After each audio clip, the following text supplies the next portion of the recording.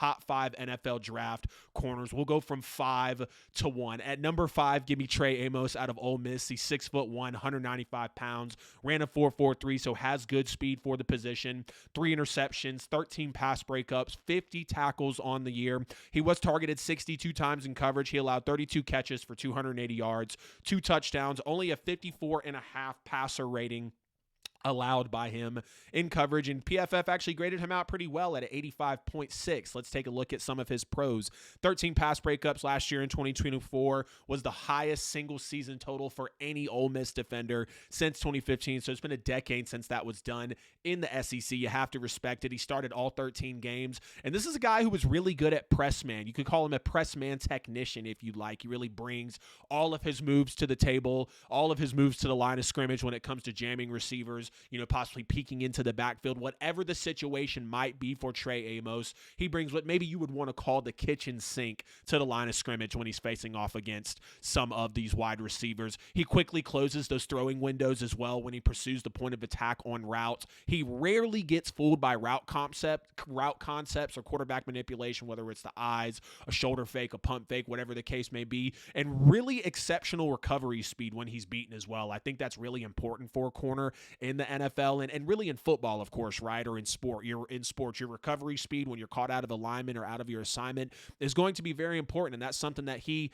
definitely brings to the table. He's very good against vertical routes as well, and he's got good ball skills. Now let's take a look at some of his cons. He can get a little too grabby in downfield coverage. He does have some deficiencies in his tackling technique when he goes up against bigger players like bigger wide receivers, maybe even bruising running backs. His press alignment at times can get over aggressive as well, and it could leave him vulnerable to those quick inside releases when you're playing up too close to the receiver on the line of scrimmage, and that can really exploit his positioning as well. So you got to keep an eye out for him on that aspect with the cons of him as a corner in the 2025 NFL draft. Y'all excuse me for a moment. So Trey Amos at number 5 out of Ole Miss. At number 4, give me Benjamin, or Ben as they call him, Morrison out of Notre Dame. 6 foot, 193 pounds. Ran a 4.39, no interceptions in 2024 for him. He did have 3 pass breakups, though, 20 total tackles. He was targeted 27 times, only allowed 12 catches for 125 yards, no touchdowns, while allowing a 58.4 passer rating in coverage as well. 71.4 PFF grade, so not too great, but that is a little skewed because he only played 6 games in 2024. He had a hip injury in week 7, and he was a Thorpe Award semifinalist in 2023 when he was last healthy, which is absolutely great to see. Oh, excuse me, guys. Of course, my nose doesn't run all day, and then now we get on the podcast and it wants to do that. Probably cut this part out. He has a real nose for the football, though, when you talk about Ben Morrison's pros. He's constantly breaking up a pass, disrupting the catch process for a wide receiver, putting his body and athleticism on the line a lot in order to be able to make a play. And he's got multiple games with 2+ interceptions in his career. I mean, you go and take a look at some of his tape. You're watching some of his highlights, and you're like, wow, they are calling this guy's name early and often throughout the game because that's how often he has that nose for the football, really being that playmaker in the secondary. And he's not going to shy away from playing tough with wide receiver ones like Marvin Harrison Jr. We saw him go up against him in his career not too long ago. 9 career interceptions, ranked second among Notre Dame defenders since 1996, so almost a 30-year standing record there. He's got good processing speed on routes with wide receivers, outstanding leverage and press coverage as well, and he really uses his quick feet and his fluid hips to be able to stay in phase with a receiver. Pretty good ball skills for the position as well. Really tracks the ball like a receiver, shows some of his natural hands. Very good tackler as well, and he can play outside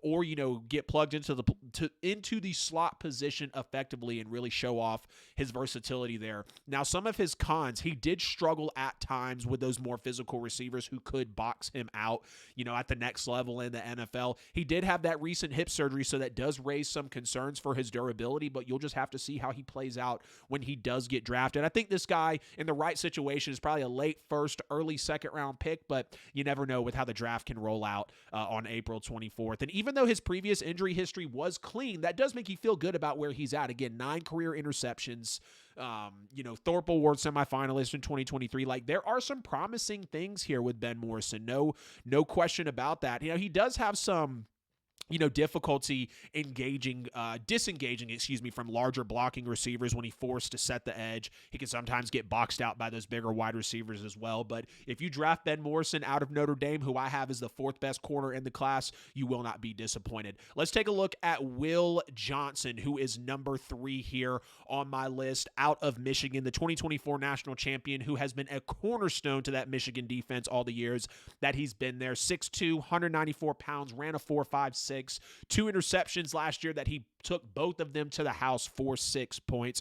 3 pass breakups, 14 tackles, only targeted 26 times in coverage. He allowed 16 catches for 195 yards, no touchdowns, 52.6 passer rating given up when he's in coverage, and a 76.5 PFF grade, which felt a little questionable to me because we know Will Johnson has consistently been mentioned with some of those top tier corners in college football, holds that Michigan record for the most pick sixes with 3. And this guy really thrives in versatile situations. You put him in zone, you put him in press man, like he's going to play well there. His ability to sniff out a screen pass and take it to the house, I think is just absolutely insane. If there was a specific trait for that in the class, Will Johnson would be A+, number 1 on the board. No question about it. It's almost like he's in the huddle with the offense, the way that he plays so sound at the cornerback position. Very good play recognition. I think him, honestly, and Travis Hunter have the best mechanics and play style of a true corner in this class when you watch them on tape. Fluid hips, quick feet, doesn't seem to get knocked off balance by wide receivers or really in coverage. He's very patient. He doesn't overcommit to any part of the play, and he truly plays through every moment in his assignments as a cornerback, which is something that you absolutely need at the position, because if you slip, if you open your hips too early, if you misplace your feet, you're going to get burnt, you're going to get cut by a wide receiver, and you're giving up a play at that point.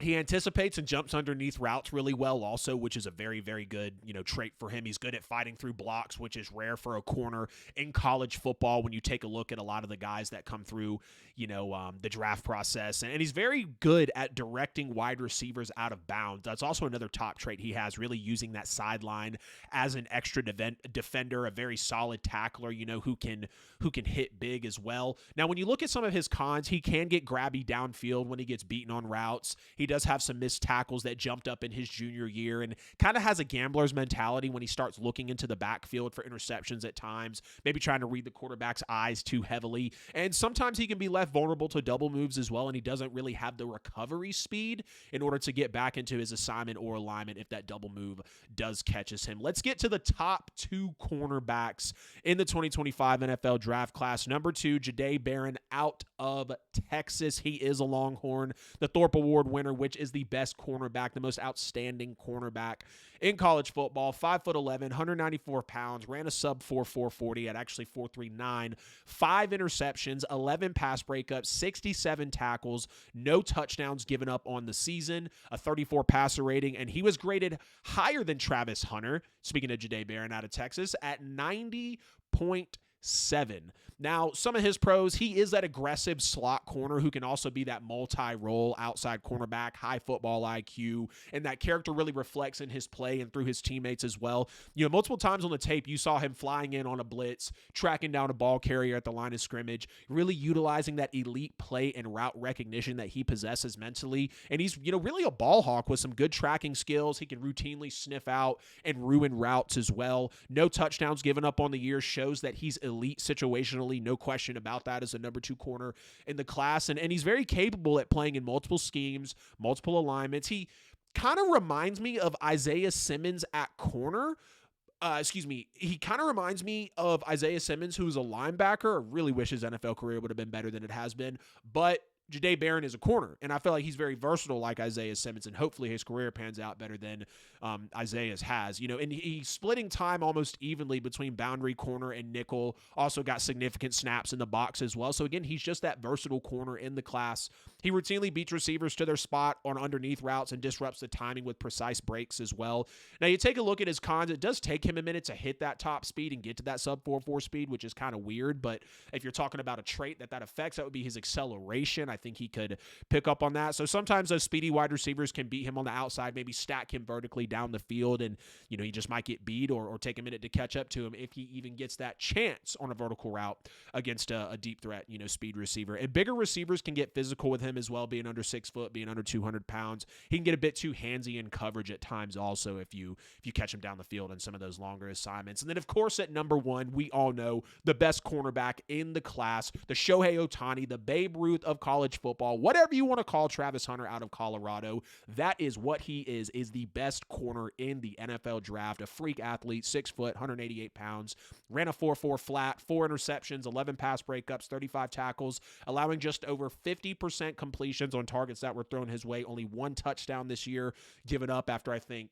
5 last year that he gave up in coverage.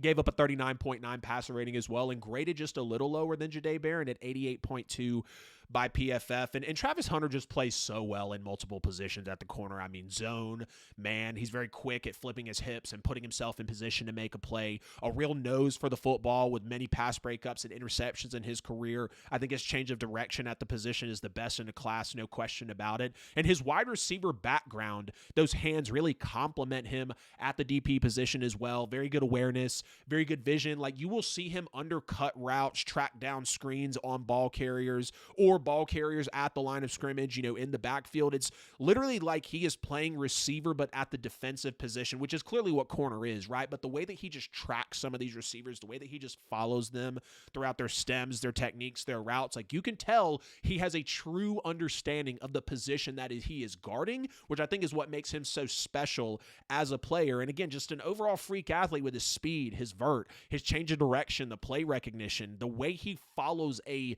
ball carrier, the way he follows a receiver is, again, like I just mentioned, absolutely crazy. Hell of a tackler to have a small frame at 188 pounds as well. The only con I would say that Travis Hunter really has is he's got a light frame.